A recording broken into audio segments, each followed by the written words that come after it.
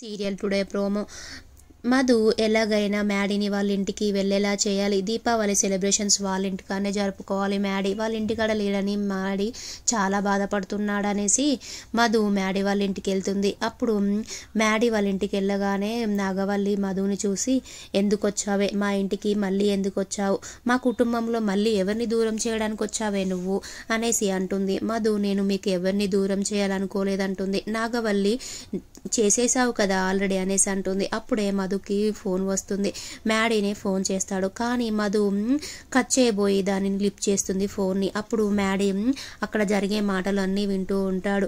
అప్పుడు మధు నాగవల్లితో, దయచేసి మ్యాడీ వాళ్ళని ఇంట్లోకి రానివ్వండి ఆంటీ అనేసి అంటుంది. మ్యాడీ, ఇండియాకి వచ్చాక ఇది మొదటి పండగ కదా ఆంటీ, దీపావళి బాగా సెలబ్రేట్ చేసుకుందరు, మీరు ఇక్కడికే రమ్మనండి, మ్యాడీని ఎలాగైనా తీసుకురండి, మీరు తీసుకురండి అనేసి అంటుంది. అప్పుడు నాగవల్లి షటప్ అంటుంది. నాగవల్లి, నువ్వెవతివే నాకు సలహాలు ఇవ్వడానికి అంటుంది.